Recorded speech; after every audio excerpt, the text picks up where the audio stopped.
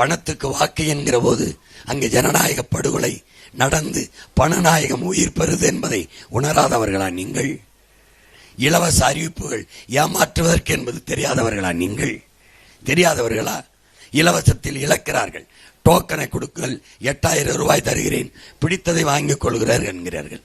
உங்கள் மானத்தை வாங்க முடியுமா? நீங்கள் இழந்த மானத்தை, நீங்கள் பறிகொடுத்த உங்கள் மலையை, நீங்கள் பறிகொடுத்த உங்கள் ஆத்து மணலை சொல்லுங்கள், வாங்க முடியுமா? குடிக்க வச்சு பல லட்சக்கணக்கான நம்ம சித்தப்பனும் பெரியப்பனும் செத்து நம்ம ஆத்தா தாலி அறுத்திருக்கிறார்களே, அவர்கள் உயிரை திருப்பி வாங்க முடியுமா? எந்த நிலையில் நின்று கொண்டிருக்கிறீர்கள்? எந்த நிலையில்? மானத்திற்காக உயிரை விட்ட பரம்பரையில் வந்த மக்கள் ஏன் இப்படி தன்மானத்திற்காக இயக்கம் கண்ட இனம் அவமான சின்னமாக அலைவது ஏன்? இலவசம் பெற வேண்டிய ஏழ்மை வறுமை நிலையில் இன்னும் எத்தனை ஆண்டுகளுக்கு நீங்கள் நிற்பீர்கள்? எதற்காக? இலவசத்தில் இழக்கிற பணத்தை இந்த அரசாங்கங்கள் எங்கிருந்து எடுக்கிறது? அது நம்மிடமிருந்தான் எடுக்கிறது என்பது கூட உங்களுக்கு தெரியாதா? தவிர்க்க முடியாத பொருட்களில், மின்சாரத்தில், வீட்டு வரியில், சொத்து வரியில் வரியை கூட்டி அதை வசூலித்துக் கொள்கிறார்கள் என்று தெரியாதா? ஐயா எடப்பாடி கீழே இறங்கும் போது நாட்டின் கடன் 4.5 லட்சம் கோடி. ஐயா ஸ்டாலின் கீழே இறங்கும் போது 10.5 லட்சம் கோடி.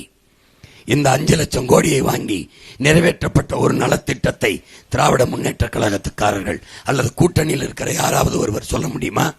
இல்லை மக்கள் நீங்களாவது சொல்ல முடியுமா? தரமான கல்வி தரப்பட்டிருக்கிறது, மருத்துவம் தரம் உயர்த்தப்பட்டிருக்கிறது, தடையற்ற மின்சாரம் தரப்பட்டிருக்கிறது, தூய குடிநீர் விநியோகிக்கப்பட்டிருக்கிறது, சாலை சரியாக போடப்பட்டிருக்கிறது, போக்குவரத்து சரியாக நடத்தப்பட்டிருக்கிறது. எது ஒன்றையாவது உங்களால் சொல்ல முடியுமா? என்ன தந்திருக்கிறார்கள்?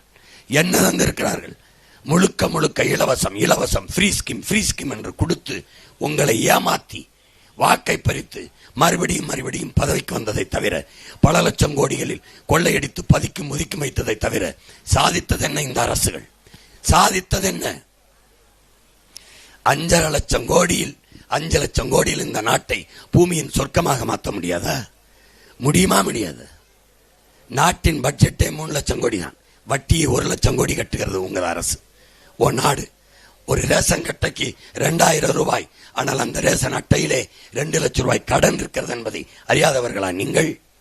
அறியாதவர்களா? உலகத்துக்கு அறிவை கடன் கொடுத்த இனத்தின் பிள்ளைகள் தானே நீங்கள். உங்களுக்கு இது தெரியாதா?